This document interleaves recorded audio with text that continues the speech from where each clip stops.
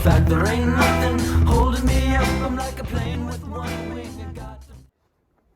Hi, welcome to Art Town, Montana, where I'll talk about art and architecture and the salvation of the human soul by doing everything the hard way.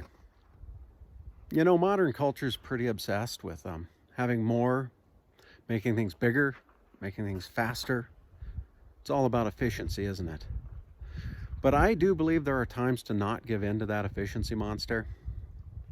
I think there are times when, less, smaller, slower, less efficient, call it dumber if you want, but sometimes those things lead to soul nourishment. So that's what this series is all about. It's about my never-ending quest to find enlightenment through difficulty. It's about building things out of rocks and logs, old timbers, old bits from the past that are not straight and are difficult to make into buildings. It's about creating beautiful artwork sometimes. Admittedly, I create more garbage artwork.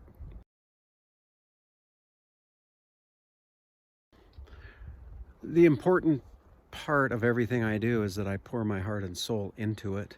A piece that has a great effort poured into it radiates back out that effort.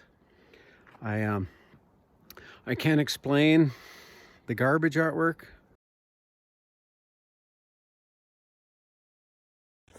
Well, good morning. I've sobered up and I'm looking at my work I did last night. I'm not amazed.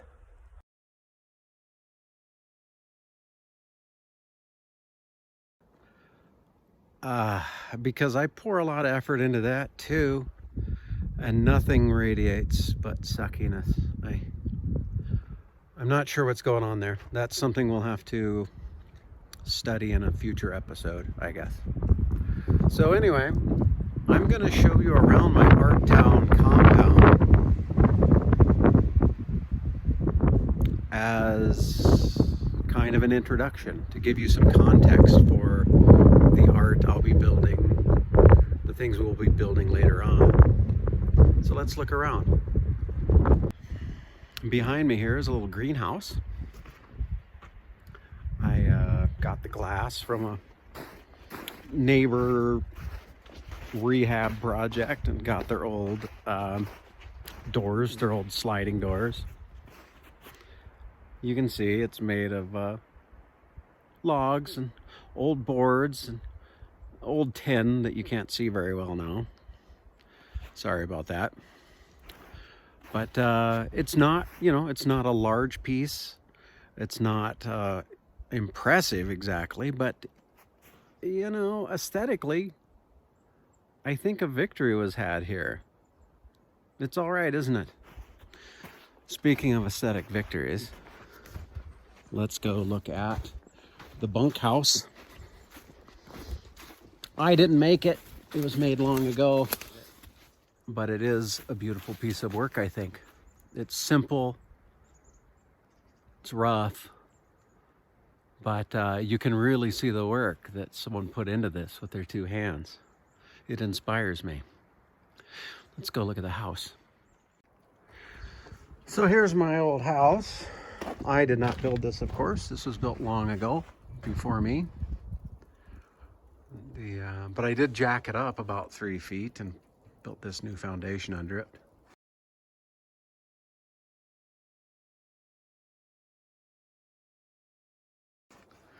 Satellite dish is a bit of an anachronism, isn't it? Looks kind of it's a strange look.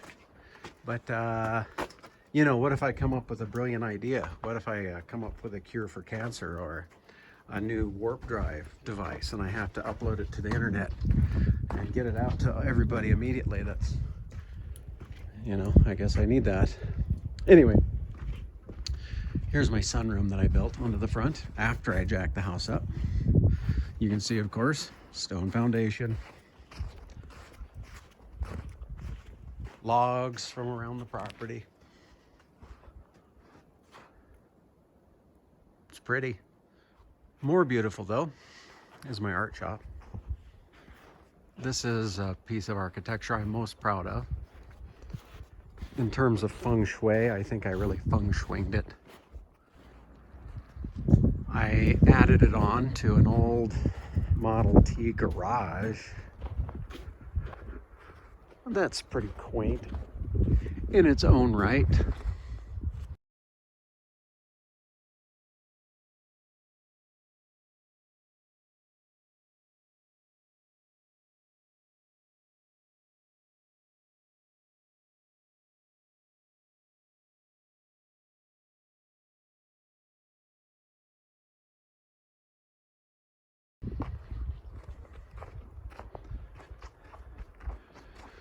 But my art shop is, I think, a nice collection of elements. Stone and timber, old boards, stucco. It's just right. Its proportions, dimensions, location. Of course, I carved the corner post to complete its spirit. Here is the god of difficulty, a thorny god that's hard to love. He's represents not only difficulty, but perseverance, I guess. Here is the goddess of bounty and goodness and life and gifts. Much easier to love, isn't she?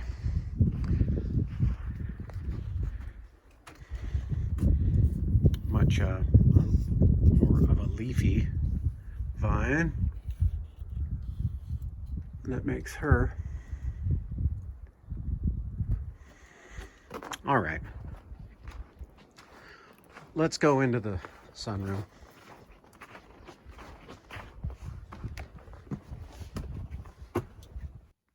So this is the sunroom, where it is always mostly to partly sunny. I painted the sky into the ceiling, which is pretty nice, isn't it? Over here, I made a bench out of a big old lodge pole. It's a place where I sit and meditate deeply or something. Sometimes I sit and think about my future art projects. Or maybe I'll ponder how the pack rats are getting into my attic. And the other day, I guess I just sat here and wondered if aliens took over the world, if I'd get taken in as a family pet, and would I be loved, or would they have to put me to sleep because I am just not trainable? I don't know. Here's some tile work, some slate. My ex-wife, Renee, actually did this tile work. She did a great job. She helped with a lot of this restoration and building. Over here is a crazy root ball. Check this thing out. This is something I'm going to carve a face into it, and then the roots will be hair or snakes or tentacles, or maybe just stalks with eyeballs on them or something. It's going to be a fun episode. We'll hope it comes out, and this, like a lot, I've showed you a lot of art, will show you a lot of art and architecture today. And I'm just glossing over them. I'm not giving you their stories because some of them are future episodes. A lot of them. Anything that's worth talking about is. So here's the view outside. There's the mountain. Of course, I didn't clean the window. But I think dirty windows are more interesting than clean ones. You can't even see clean glass. So anyway, let us go inside and I will show you the house. Well, here's where I do a lot of artwork that I don't have to do out in the art shop. The place looks a lot different than when I first moved in. When I first got here, These beautiful hand-hewn timbers were covered over with a crappy looking fuzzboard like this that just had some old paint on it. So after I peeled off the fuzzboard, I found these just dirty timbers separated by mortar and moss and old rags with split wood nailed over the top. The floor was just a puke green colored carpet that was over plywood, over planks, over rotting log stringers. So when I jacked the house up and it was on cribbings, the floor sagged down so far that there was a huge gap along the wall. So anything smaller than a raccoon could get in. So the rodents had the run of the house for some time. I remember lying in bed a couple nights and having, a squirrel or a pack rat go racing across our faces. Renee was very patient, but she didn't dig that. It's a pretty interesting story, but one we'll pick up later. So after the house was down on its new foundation and stabilized, I rebuilt the floor. And to finish it off, I put in this rough sawn for flooring. I put it in diagonally because it's just a little bit harder. It was worth it, don't you think? Hang on. Okay. Oh, look. A beautiful goblet, and it's got whiskey in it. How lucky am I? You cannot drink whiskey out of a goblet this beautiful and not feel like a king. And this goblet was made by a friend of mine, and she gave it to me. And I think she is one of the best artists I've ever met. I'll have to do a little episode on her if I need to class this situation up a little bit. Okay, so I don't really consider myself to be a painter so much as an experimenter with paint. So I make my share of garbage. But, sometimes something comes out pretty nice, and this is one of them. I really like this piece of work. It's a wooden rabbit. And he is a sentinel. He's a guide. Check this out. I found this piece of wood in the mountains one day. And as soon as I saw it, I said, I know what that is. That is a guide. He's pointing the way. I need to paint him in his landscape where he belongs, the scene that he is in. So there he is. He's pointing the way to the right. He's saying, hey, dude, take this old 2-track to the right instead of the more well-worn path to the left. This way to the right is harder and dumber, so you're going to want to go that way. You're going to love it. It's interesting. His ear used to actually do this. He used to come all the way back just like that. But I broke off a piece and I could never find it again. And so I'm always doing that, making things less cool because I'm not being careful. Over here are my goddesses of the seasons. These are just paintings. So first I drew out a concept, and then I made a little model in clay, and then I carved each of these goddesses of each season into a log, just a single piece of wood. And they're life size, so they're pretty big. And I think they're very beautiful. So after they were carved, I then painted them in their natural habitat. So it's a little backwards, right? It's a little like the wooden rabbit, isn't it? There's the piece of wood or the carving, and then the painting comes next. This is spring.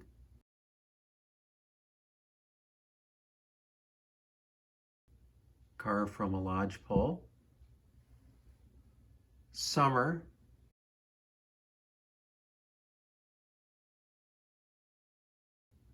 Carved from a ponderosa pine. Autumn.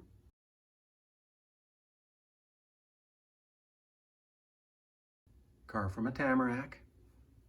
And finally winter.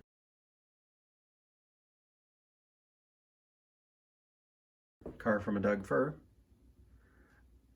This will certainly be a future episode, the carving, the creation of these goddesses. So I'm not going to talk about them too much here. Here's a piece of art that I've done very recently. A friend commented that it seemed broken, and that may be very insightful because I painted it with my oldest son in mind, who died when he was only 26. Kyle was a crazy man. He lived to create and to mess with people's sense of reality. I sure miss him. His younger brother, who is now the older brother, Leif, is an equally interesting person, but a very different personality, who does some amazing fine art that is nothing like the things that his brother would do and nothing like the things I do. And I find that really interesting. I hope to do an episode on them, each of them, and their art in the future. Over here is just the kitchen. Not a lot to talk about. It's a kitchen. The back wall was fuzzboard, which I pulled out, restored the logs like everywhere else, put in new chinking. The countertop is a slab of Doug fir, which I like. It's cheaper than a regular countertop and cooler, I think. I built it high because I don't like to lean over countertops. I've got a bad back. I've had 3 back surgeries. You don't suppose it has anything to do with building with rocks and logs and doing things the hard way all the time, do you? So finally, let's take a tour of the mudroom. It's pretty weird taking a tour of the mudroom, except that it shows so well how the old and the new tie together. So down here is my root cellar, and the logs stacked above it have been there since the dawn of time. And over here is the back of my house. And so, of course, when I first got here, the house, the floor here, was at the same elevation as the floor way down there.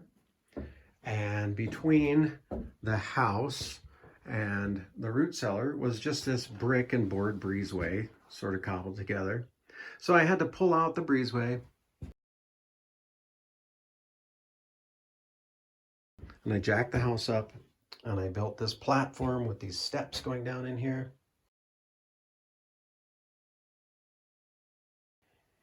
And then I built this room that connects the house with the root cellar. And I use this curved log to kind of frame the old with the new. And I think it looks pretty nice. I did this work 15 years ago, but of course I haven't finished the details. There's still this foam that I have to trim out, and I need a trowel and chinking. But quite honestly, knowing I have more chinking to do in my life is what gets me out of bed in the morning. That and the whiskey and my Cheerios. So with that, let's wrap this up. Okay, so that's my place from stem to stern. It's just a teaser for a future episode where I will condense the whole jacked up, rat shit scrubbing, marriage breaking restoration project into a 15-minute thrill ride. On a bigger scale, thanks for coming along with me on this introduction. I hope it gives you some insight into the art I'm going to be making, the things I'll be building in the future. And I hope it gives you some patience for me when I make something that's less than perfect. And I hope it gives you a greater appreciation for when I build something that actually does come out right, It's sort of always a miracle when it does. Life is just a big experiment. For me, that's the funnest part of life, is experimenting, seeing what happens. I plan on doing a lot more of that in the future, and I hope you come along with me. Thanks a lot for hanging out with me. Okay, bye-bye.